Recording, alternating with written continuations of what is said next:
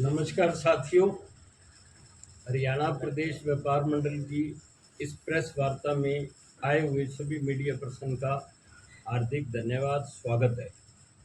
आज हमारे छोटे से बुलावे पर आप सभी आए, हम आपका आभार और धन्यवाद व्यक्त करते हैं। आज ईपीसी श्री बजरंग दास जी गर्ग, हमारे हरमन नेता, हमारे दिलों के बादशाह, बेताज बादशाह व्यापारियों के वो करेंगे। धन्यवाद। सभी साथियों का बहुत बहुत धन्यवाद।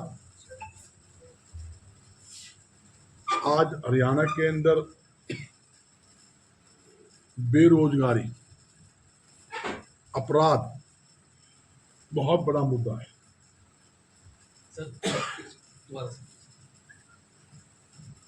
आप लोगों का सभी का बहुत बहुत धन्यवाद। आज हरियाणा के अंदर बढ़ते अपराध और बेरोजगारी का बहुत बड़ा मुद्दा है, जिसका मुख्य कारण हरियाणा सरकार की गलत नीतियों के कारण हरियाणा के अंदर जो लगातार व्यापार व उद्योग पिछड़ रहा है। यहाँ तक कि ग्राम स्तर के ऊपर छोटे व मध्यम उद्योग लगभग 70% सरकार की गलत नीतियों से बंद हो चुके हैं। और ये सरकार जो 11 साल हो गए, 11 साल के अंदर 1 रुपए की भी छूट हरियाणा सरकार ने नहीं दी। कहीं कोई बात की कमी आ जाए, मेरे सामने मुख्यमंत्री को बिठा लेना, 1 to 1 करवा लेना, एक एक चीज के आंकड़े आपके सामने रखूंगा। 11 साल के अंदर इन्होंने बेअताशा बिजली के दाम बढ़ा दिए। न्यूनतम प्रति किलोवाट 165 से लेकर 2 के ऊपर 290 रुपए कर दिया। बिजली के बिल, पानी के बिल, यहाँ तक कि हाउस टैक्स, हर चीज में अनाप शनाप बढ़ोतरी कर दी। हाल ही के अंदर रसोई गैस सिलेंडर पे 60 रुपए, व्यवसायिक सिलेंडर पे 125 रुपए बढ़ोतरी कर दी। हर खाद्य वस्तुओं के ऊपर बढ़ोतरी करके गरीब जनता की जेबों में इस सरकार ने डाका डालने का काम किया है। यहाँ तक कि इस राज्य के अंदर लगातार उद्योग पिछड़ा है। उद्योग और व्यापार पिछड़ने के कारण लाखों लोग बेरोजगार हुए हैं। जो ग्राम स्तर के ऊपर जो छोटे छोटे उद्योग लगे हुए थे, नमकीन की फैक्ट्री थी, हैंडलूम था, कूलर थे, पंखे थे, तेल की फैक्ट्री, साबुन, दुनिया भर के सामान बनते थे, लाखों लोगों को वहीं रोजगार मिलता था। आज वो लाखों लोग बेरोजगार हो गए, और जिसके कारण हरियाणा के अंदर बेरोजगारी बढ़ी है। और बेरोजगारी बढ़ने के कारण नशा बढ़ा है। युवा पीढ़ी नशे के दलदल के अंदर लगातार धंसती जा रही है, और जिसके कारण आप देख रहे हो अपराधी जेलों में बैठे हुए, विदेश में बैठे हुए रोटी मांग रहे। हरियाणा में ऐसा कोई दिन खाली नहीं जाता जिस दिन व्यापारी, उद्योगपति व आम जनता के साथ लूटपाट ना होती हो, हत्याएं ना होती हो, फरोख्ती ना मांगी जा रही हो। आज प्रदेश का व्यापारी व उद्योगपति बहके साए में जी रहा है। सरकार को अपराधियों का पक्का इलाज करना चाहिए। सरकार जैसे को तैसा, जब अपराधी हथियार के बल पर जो 500 रुपए, 1000 रुपए कट्टा यूपी बाहर से लाकर उसके बल के ऊपर फरोख्ती मांगते हैं, ऐसे अपराधियों का भी पक्का इलाज करने की जरूरत है। सीधा जो अपराधी हथियार के बल पर फायरिंग करके पैसे मांगता है, फरोख्ती मांगता है, मंथली मांगता है, तो सरकार को भी पुलिस के हाथ खोल देने चाहिए। उनका भी उसी हिसाब से पक्का इलाज, पक्का प्रबंध सरकार को करना चाहिए, ताकि हरियाणा के अंदर अपराधी अपराध करने की हिम्मत ना कर सके। उन्हें पता लगेगा कि तुमने गड़बड़ की। भाई, तुम अगर फायरिंग करोगे पैरों पे नहीं, सीधी छाती के ऊपर गोली लगेगी। मैं दावे के साथ कहता हूं, अपराधी अपराध करने की हिम्मत नहीं करेगा। अपराधी हरियाणा से पलायन कर जाएगा, या चुप चाले मुख्य धारे के अंदर काम करेगा, ये जरूरी है। तो सरकार को इसको लिए ठोस कदम उठाने की जरूरत है। और मैं दावा करता हूं और आपके चैनल के माध्यम से, आपके माध्यम से कहना चाहता हूं, सरकार को अपराध को खत्म करने के लिए सरकार को किसी प्रकार का भी सहयोग चाहिए, व्यापार मंडल तन मन और धन से सरकार का सहयोग करेगा, उसके साथ चलेगा।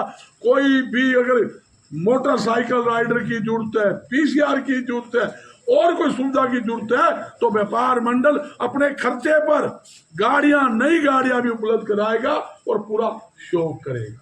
और एक सरकार से अपील और भी है, ये दुकानदार, छोटे छोटे दुकानदार दुकानदारी कर रहे हैं और नगर परिषद के अधिकारी माल खाने के लिए अतिक्रमण के नाम पर व्यापारियों को नाजायज तंग कर रहे हैं। ऐसा नहीं होना चाहिए। सरकारी अधिकारियों को भी व्यापारियों से बातचीत करके शहर के विकास के लिए कदम उठाना चाहिए। उसके अंदर व्यापार मंडल ने हमेशा ही सहयोग दिया है, सहयोग करेगा। अगर कोई निजी स्वार्थ के लिए, माल खाने के लिए अगर किसी अधिकारी को नाजायज तंग करेंगे, गाड़ी आई या गुंडे आते ना, सामान उठाओ, टूट टूट गाड़ी बन ली भाई, सामान भी टूट गया, ना सामान का पता है। अरे ऐसे के डाके आ रहे यार, दुकानदार ने गलती कर ली, सामान दे, आप चालान काट लो, उनको चेतावनी दो, व्यापार मंडल साथ लो, हम आपका सहयोग करेंगे। मगर नाजायज काम करने के करेगा जो अधिकारी, उसका भाई लड़का भी लगावाएंगे।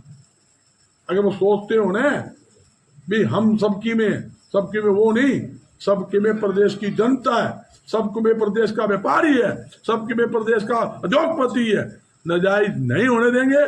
कोई भी नाजायज करेगा तो उसको ठोकेंगे भाई, ठोकेंगे, उसके खिलाफ पूरी तरह से आंदोलन करेंगे, इसमें कोई दो राय नहीं। ये हमारा खुली चेतावनी सरकारी अधिकारी को। अरे एक बात और पूछता हूँ, ये अधिकारी बोल रहे हैं, सरकार भी बोल रहे हैं, 0 टॉयलेट, बिना खर्ची, बिना पर्ची, मुख्यमंत्री आवा पूछ लियो भाई, तहसील के अंदर एक भी रजिस्ट्री बगैर पैसे होती हो, दलाल छोड़ रखे, नीचे दलाल है, वो लिस्टी लिखेंगे, वही काम करेंगे, वही पैसे खाएंगे और आगे पीछे पुचावे जब रजिस्ट्री होती है। दूसरी बात सुन लो, कोई जमीन का इंतकाल होता हो, मार्केट कमेटी के अंदर आप अनाज की बोरी उतराण के पैसे अलग, खरीद के समय उठान के पैसे अलग, और वही माल परचेज करने के बाद एफसीआई गोदाम में जाएगा, उसके पैसे अलग। किसान को 3 बार चोट मारी जाती है, 3 बार आड़तियों को लुटा जाता है। ये कहते हैं भाई ईमानदार सरकार, इससे भ्रष्टता सरकार में है ही नहीं। और छोड़िए जीएसटी विभाग जो आजकल भ्रष्टाचार का अड्डा बना हुआ है, खुलेआम ये क्या करते हैं, व्यापारियों को बुलाते हैं, व्यापारी को बोला माल लाओ, काम कराओ और घर जाओ। ये नारा जीएसटी विभाग जो केंद्र और स्टेट 2 महकमे हैं, ये आज के समय कमान खान की दुकान है। पीछे भी हमने यहाँ एक डीटीसी ने बदमाशी की थी, बड़ा भारी आंदोलन किया था, उसके खिलाफ पर्चा भी करवाया, उसको हमने सस्पेंड करवाया था, कई अधिकारी सस्पेंड हुए। आपका आशीर्वाद था, आपका सहयोग था। और मैं कहना चाहता हूँ मार्केटिंग बोर्ड के अधिकारी, जो अम्बेडकर के अधिकारी, या हमारे जो जीएसटी विभाग के अधिकारी है, या और तहसील के अंदर बैठे हैं, जो भ्रष्ट अधिकारी है मुख्य धारे में आ जाए, नहीं तो भाई उनका काला चिट्ठा बिल्कुल खोलेंगे। और मुख्यमंत्री चाहे तो कभी लिस्ट ले लिए भाई, मुख्यमंत्री कहे हमने 0 टॉयलेट कर दिया, भ्रष्टाचार खत्म कर दिया। पहले से 20 गुना भ्रष्टाचार बढ़ा है, इसमें 20 गुना, मैं दावे के साथ कहता हूँ। गरीब आदमी, काम है नहीं, ऊपर से हर महकमे में बगैर पैसे फाइल कौन से क्या, बिना पैसे नमस्ते कौन ले, पैसे भी खावांगे और पीछे पीएन खड़ा कर देंगे। सेठ जी लाइए 500 रुपये चाय लाऊंगा, तो उल्लू का पट्टा है, तू 50,000 रुपये रिश्वत ले गया, 500 की चाय वास्ते ही मार से लेगा। ऐसी स्थिति है महकमे में। आप चले जाओ, आप किसी महकमे चले जाओ, मैं आपसे एक सवाल कर रहा हूँ, कोई तहसील में चले जाओ, आपको खुला धंधा ऐसा मिलेगा, प्योर देसी घी की तरह प्योर। अगर कहे हमारा काम है भाई, पीछे लेंगे क्यों, ऊपर देने हैं। ऊपर कौन बैठा है भाई, ऊपर हम तो बैठे और ऊपर फूफे कौन बैठे हम देख लो आप, आपके सामने यह स्थिति हरियाणा के अंदर बनी हुई है। तो प्रधान जी इसका तोड़ क्या है? सरकार तो बार बार बीजेपी की बन रही है, लोग परेशान हैं, तोड़ कैसे निकालोगे देखो इस चीज का? हमारा सरकार से कोई विरोध नहीं, सरकार किसी की बनो, बीजेपी की बनो, हम तो कहते हैं ईमानदारी से काम हो। जनता ने वोट इसलिए दी है कि आप ईमानदारी से काम करोगे।